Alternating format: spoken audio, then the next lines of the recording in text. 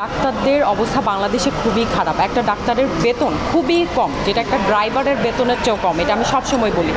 এত কষ্ট করে 5 বছর পড়াশোনা, এক বছর ইন্টার্নশিপ, তারপর পোস্ট গ্র্যাজুয়েশন আছে। তো এই এমবিবিএস করার পর একটা ডাক্তারের বেতন কত হয় জানেন? 20,000 টাকা। সো আমি মনে করি যে আমাদের দেশে কোনো গলা কাটার ব্যাপারটা সেটা ভিন্ন ব্যাপার, যেটা আপনি বলছেন যে হ্যাঁ অনেক সময় অনেক ট্রিটমেন্ট এক্সপেন্সিভ, কিন্তু আপনি যদি চিন্তা করেন আমাদের দেশে ওষুধ কত, মেডিসিনের কথা আমি বলছি, মেডিসিন কত সস্তায় পাচ্ছেন আপনি, হয়তো 10 টাকায় নাপা পাচ্ছেন, 5 টাকায় গ্যাসের ট্যাবলেট পাচ্ছেন। বিদেশে কিন্তু এটা আরও অনেক বেশি এক্সপেন্সিভ।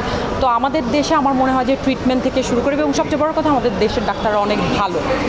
সো আমার মনে হয় না যে ডাক্তার ওভাবে গলা কাটা যে ব্যাপারটা, সে সেম ট্রিটমেন্টটা আপনি হয়তো ইন্ডিয়া গিয়ে 5 গুণ টাকা খরচ করবেন, তখন আপনার শান্তি লাগবে যে হ্যাঁ আমি চেন্নাই গিয়েছি, আমি থাইল্যান্ড গিয়েছি, 10 গুণ টাকা খরচ করছেন। কিন্তু বাংলাদেশের ডাক্তারদের উপরে আস্থা রাখুন, ওনারা আসলেই অনেক ভালো ট্রিটমেন্ট করে, সবাই আমরা যারা আছি এই পেশায়।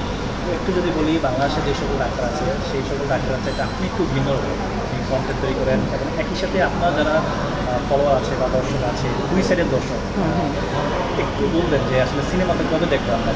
না, অনেকে কমেন্ট করে যে আপনি নায়িকা হবেন কবে, আমার অডিয়েন্সরা অনেকে কমেন্ট করে। আসলে সব জিনিস যদি সবাই, এই যে আপনি বললেন যে আপনি ডাক্তার কিন্তু আপনি একটু অন্যরকম, আমি হয়তো বা একটু মেকআপ করি, আমি হয়তো বা একটু ওয়েস্টার্ন কাপড় পরি। সো ডাক্তাররা তো সবই করতে পারে। আমারও তো ইচ্ছা আছে, আমার ব্যক্তি জীবন আছে, আমিও চাই যে আমার পছন্দের মতো আমি মেকআপ করব, এটা করব, সেটা করব, ঘুরে বেড়াবো। আর যেটা মিডিয়ার কথা, মডেলিং টুকটাক তো করি। আর সিনেমা টিনেমা আই ডোন্ট নো এখনও, আই এম নট শিওর, কারণ আমি নিজে কনফিউজ। আরও অনেক নায়িকা আছে, অনেক সুন্দর সুন্দর নায়িকা আছে। আজকে তো গর্জিয়াস লুকটা আসলেন, এবং একদিন বললো যে আপনাকে প্রিয়াঙ্কা চোপড়ার মতন লাগছে। হ্যাঁ, প্রিয়াঙ্কা চোপড়া কিন্তু আমার আইডল। আমি প্রিয়াঙ্কাকে ভীষণ পছন্দ করি, অনেক ফলো করি। আমার খুব পছন্দের একজন মানুষ হচ্ছে প্রিয়াঙ্কা চোপড়া।